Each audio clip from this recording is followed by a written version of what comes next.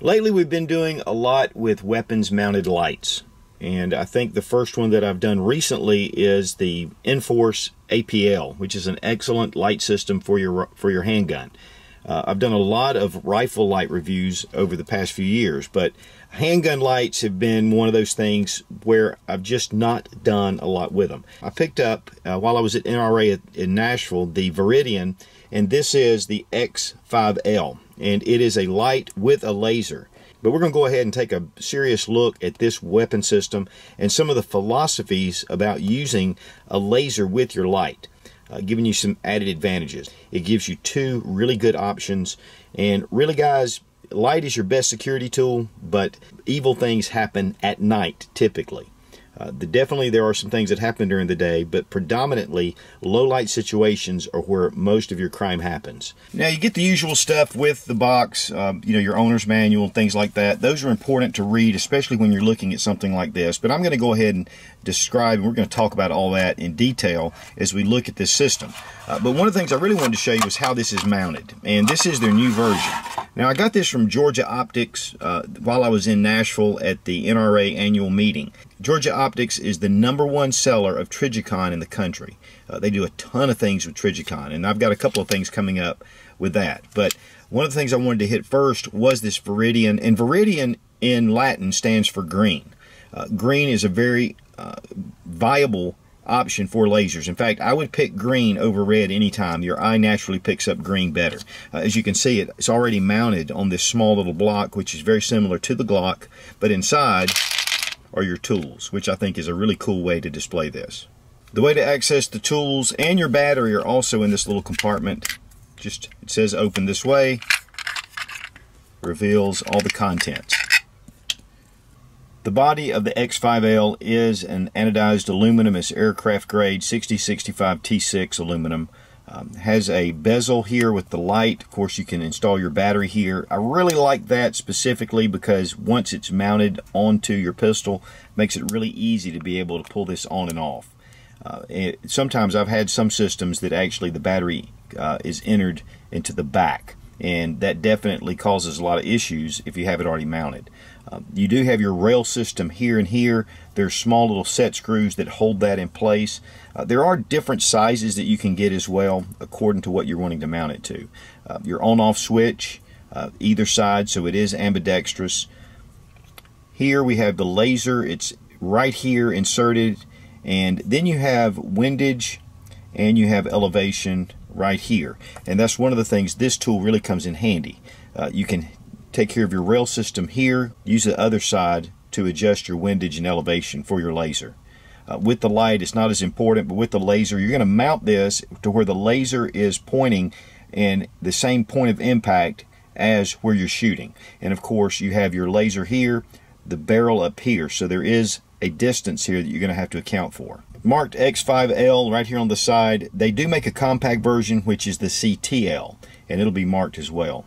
It's a lot smaller. The light is a lot smaller. The outer side here is a polymer. It's a Zytel polymer that goes around the outside. It only weighs 3.3 ounces, so it's a very lightweight system. And of course, this is your mounting screw, and it's put in by just a flathead screwdriver. To install the battery, just remove the head, place the positive end first, and then just snap in your head. You'll see there's two little notches here and here that correspond with the head. Take it, turn it, it's very positive. Making sure that the firearm is unloaded, and this is an HK P30. We're going to go ahead and place this on the rails first.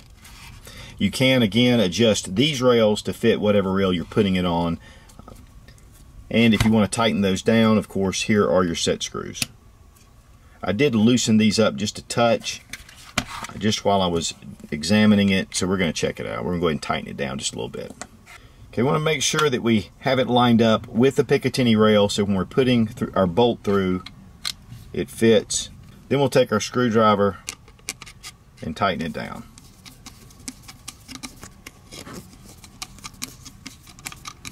You'll really want to make sure that this is secure, considering the laser is going to be a point of impact. Now, as you can see, it's very narrow. It doesn't come out hardly any more than the slide does, if at all. Very compact, fits right up to the trigger guard, and so it's going to really be compact.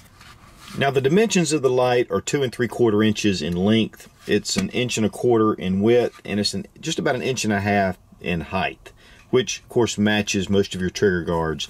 Again, it is very trim and slim. And the battery life is 60 minutes on constant on. If you have it on strobe setting, it'll go for 90 minutes.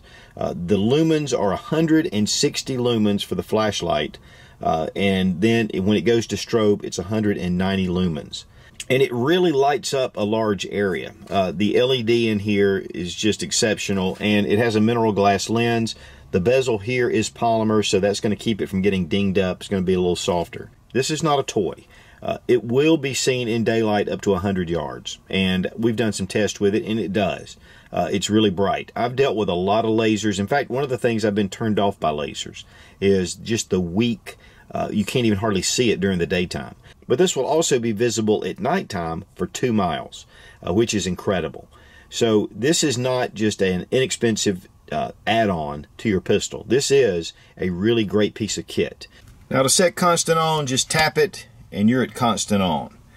If you want it to be momentary, hold it down for just 3/4 of a second and it's momentary. Tap it and it's on, constant on again. Now it will power down after 10 minutes of inactivity. If it powers down and you want it to pop back up, then just pop it on again. Now to go through your mode settings, just hit both of the buttons, right and left, simultaneously. So I just press them and it goes to the next setting. Now this is light and laser, and it's really difficult to see, but right here you can just barely see the laser here in the light. Of course this is really close up. We're going to hit it again, and now we're getting pulsating or strobe with a full laser. Hit it again, you're getting a pulsating laser. Hit it again, you're getting light that's constant with a pulsating laser. Hit it again, just light. One more time, and you're back to your laser setting. Now once you find the setting that you want, so let's just say that we want to have light and laser. Leave it on, click it off. Next time you turn it on, you're going to have light and laser. Here you can see the laser coming out. If you remove the battery, it's going to immediately go back to the default setting. So you'll have just laser. Once you remove the light, put it back on. So if in some reason you're in a situation where you need your light but your battery runs dead, when you return your battery, you're going to return back to just the laser, and you'll need to reprogram. If you really want to get into the details, hold down both sides for 3 seconds, and this is going to allow you to get in to your different settings of setting your pulsing laser, setting your light modes, and a lot of other things. I'm not going to get into that. You can do that with your owner's manual, but it does give you a lot of capability with this light system. To sight it in, I'm going to use one of my laser bore sight tools. You don't have to have this. You can just line it up with the sights to get it, but I'm going to use this to make it a little bit easier. Plus it'll show you how it works more than anything. Again, I'm going to use this small tool, and we're going to adjust the windage here and then the elevation right here. I'm going to show you the target on how it looks when it's first been installed, and then as I adjust, you'll see the green move up to the red, and this will be in red. Now here you can see my sights, and if I line them up, you can see that it's off. It's a good distance off, and we're going to need to sight that in. What we want is for the dot to be in line with those sights. With the laser bore sighter in, that is my impact right there. So I've got a good ways to go before I get to it. So first thing we're going to do is adjust our windage. And we just turn it, and then we can line it up. And now we're going to adjust the elevation. It's really pretty simple to do, and looks like we're going to have to adjust our windage a little bit more as well. There we go. We just want them to overlap each other. Now it's really important that you sight this in at a known distance, because the closer it's going to get, the more those two dots are going to change. And then the farther out it gets, the more they're going to change. Right now I'm about 10 feet away, so I'm just a little over 3 yards distance. One thing I do want to demonstrate is the closer I get to the target, you'll notice that the red dot is starting to rise up. The farther out I get from the target, that red dot is going to switch with the green dot, and it's going to end up being below it. So if I'm at 10 yards, it's going to make a bigger difference. And if I'm at 20 yards, it's going to be even making a bigger difference. So it's something to really consider when sighting in your pistol. Now, as you can see, I've got my sights lined up and the laser is right on target. Now we need to take it out to the range and we need to go ahead and test it. One of the cool things about a laser is I can just line it up. I don't even have to look over my sights. I can see where I'm pointing and I'm dead on. And that's just an advantage, especially if you're in an awkward situation. You know, you may not have time to pull it up and to really find that laser because it can be hard to find in a real stressful situation. But if you're behind something and you need to get a hand around, you can get that laser up. Just like I can right now, I'm getting it in the lens and yet I'm not looking down the sights. Now we're going to shoot steel. I'm going to shoot this silhouette target, and as you can see, about 10 yards out, and we're just going to fire some rounds. I've got a camera up close to really get a better look at it. One of the things I want you to notice though is how the laser moves. I'll have it on the target and it's going to move. And where that point is, it's going to show you really where that impact is going.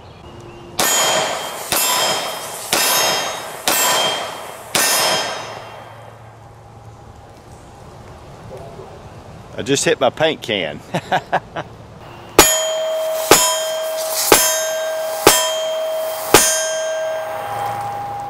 Now here you can see I was aiming about chest high, and yet I was getting a really decent group. I'm going to try some different shooting positions with my hand. If I had to reach around a barrier or something like that, we're going to see where it hits. Still getting in that same area. Now I'm going to take some headshots. Maybe I'll just hit that white little hostage target.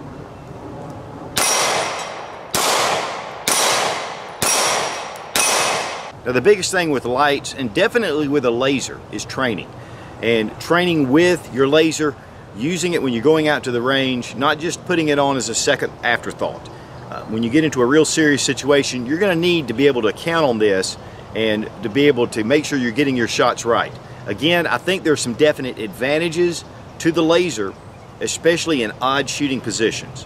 On the other hand, if you're shooting just traditional, focus on your sights if possible. Concentrating on those sights, getting your natural point of aim in place, and then using that laser as an additional tool, not solely depending on the laser unless you're in a critical situation where you need it. It's not a substitute for training, it's not a substitute for fundamentals. Now, one really cool thing about the Viridian system is that when you put it in certain holsters, it'll shut off automatically. If you leave this on for 10 minutes, it's going to shut down anyway. But if you have it out and you need to holster it, you don't have to think about turning it off. But even more importantly, if you're drawing it, you don't have to worry about turning it on. You set the mode where you want it. Here I have my light and laser on. Insert it in the holster, it's off. No light shining through. Withdraw it, my light's on, my laser's in, and that's the mode that I set it in. Momentary, if I want to leave it on about 2/3 of a second, take it off. If I want constant on, just tap it, and you're ready. Another thing I do want to demonstrate again is the light and the laser are on. In the holster, it shuts off. Pulling it from the holster, it activates and it's on. Again, that is just really super cool. Now we're going to do some nighttime shooting with it, and we're going to be using it with just the laser, with the laser and light, with pulsating. We're going to use some different things. Just going to be some shooting, giving you a visual of how this will look. Okay.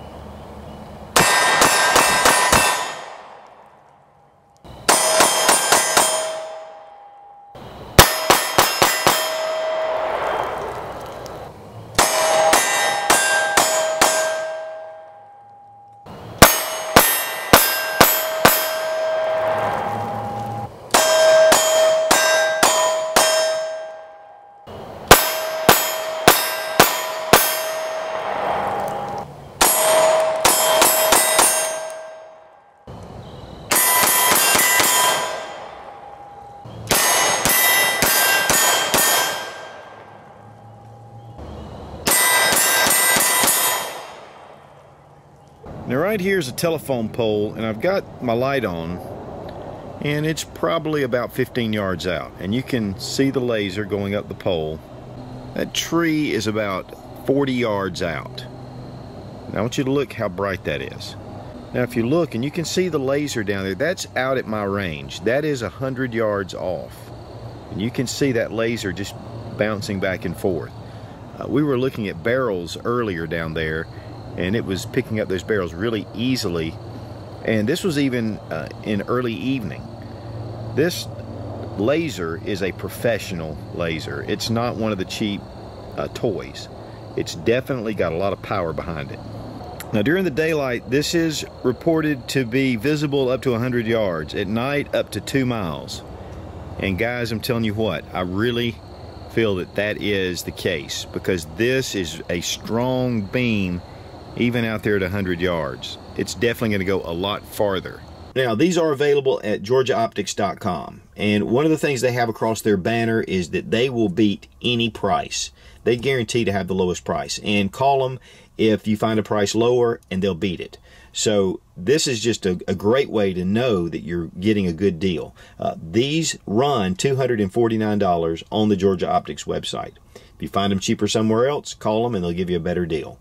So just a great source for a lot of your different things. Again, they are the largest dealer of Trijicon in the country, which is huge. And Trijicon is really just top notch. In fact, all the Georgia Optics products are really excellent. So check out GeorgiaOptics.com. I think it's going to be a great source for you, not only to get the Viridian light, and they do a lot of other things with Viridian, with the holster systems, with the pressure pads. And so this is just going to be able to they're going to be able to take care of all your needs with this light system. And I want to thank the guys at Georgia Optics for sending this for the review, and it has really been a blast. So coming up, we're going to talk a little bit more about lasers in training, how they're used in home defense, and some different things and philosophies about using the laser light combination in a self-defense situation. Be strong, be of good courage. God bless America. Long live the Republic.